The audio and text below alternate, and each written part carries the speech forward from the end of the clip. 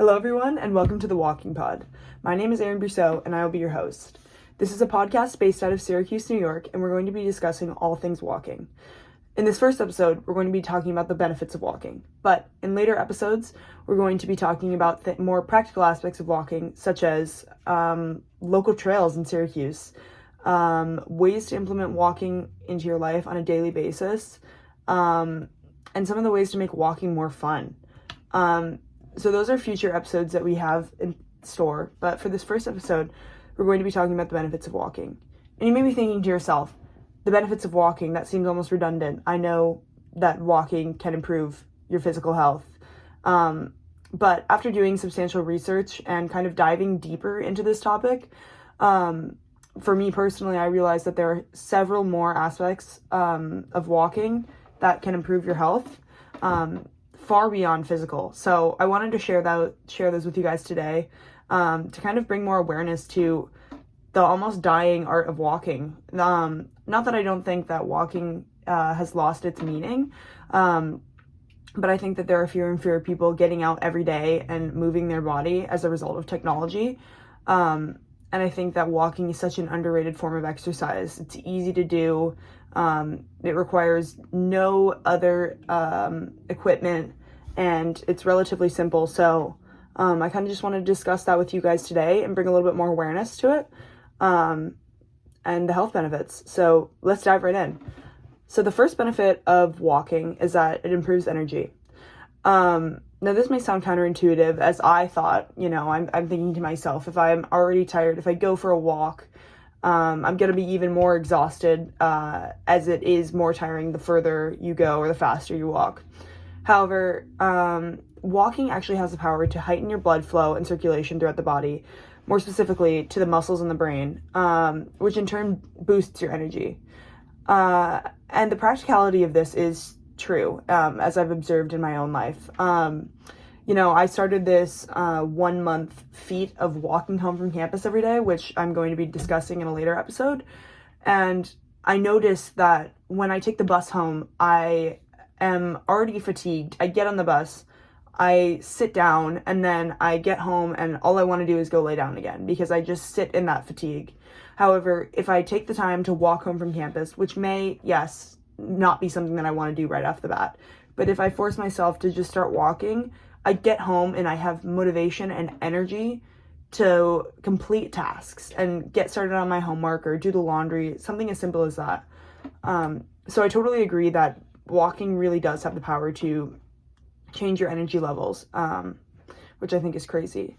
Another thing is that walking has the power to improve your mood. This may not be tangible after your first few walks, but over time, it is extremely noticeable. And this is because walking is a source of natural endorphins, similar to running or just any other form of exercise, and thus is a form of stress reduction. Therefore, walking can help reduce the risk of developing mental health complications like depression or anxiety. For instance, walking has a positive influence on your hypothalamic pituitary adrenal axis,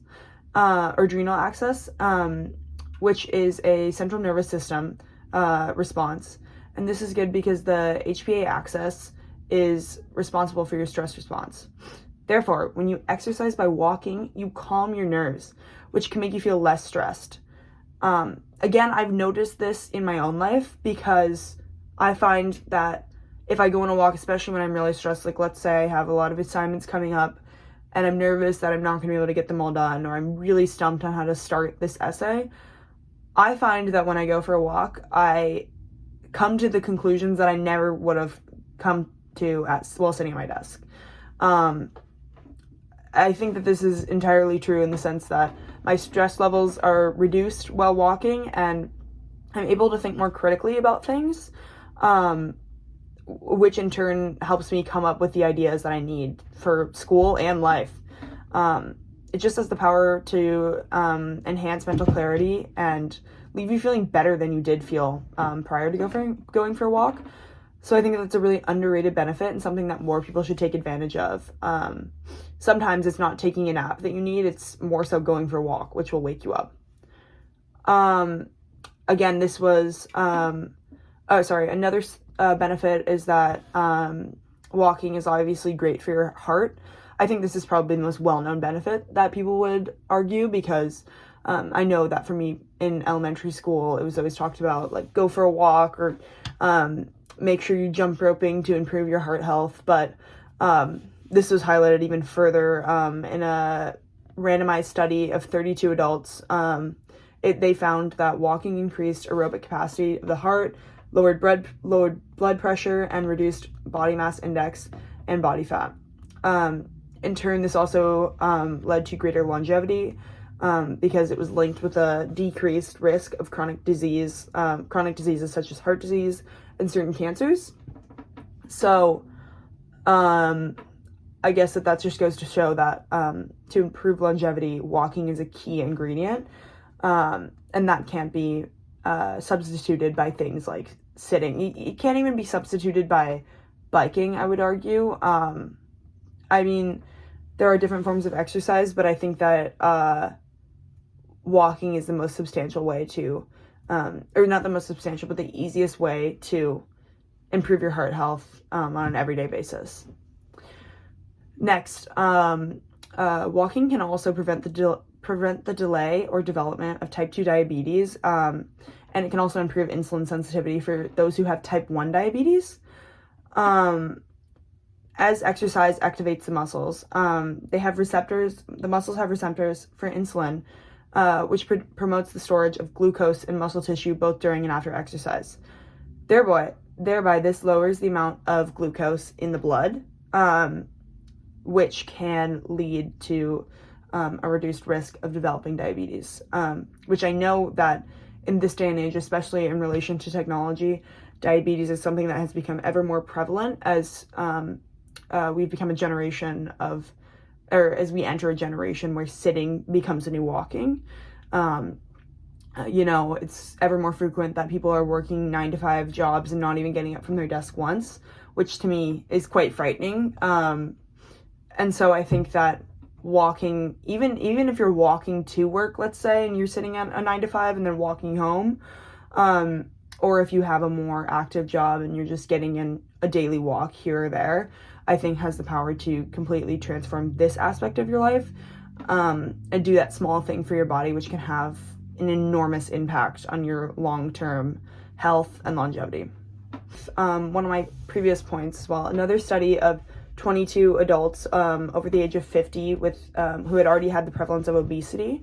The study was conducted by Harvard University, found that walking about 3 hours a week caused a significant reduction in body weight, body mass index, waist circumference, and fat mass, which goes to show that walking does not have to be this thing that you do for 3 hours a day, every day, in order to see improvement. Walking 3 hours a week is more than tangible. That is as simple as walking less than 30 minutes a day, which can be implemented by every single person. If you think about how much time we spend on our phones, which is upwards of 10 hours a day for some people, if you subtract nearly 30 minutes or less of that, and you just get outside and go for a walk, it can lead to those health benefits which could not otherwise be realized.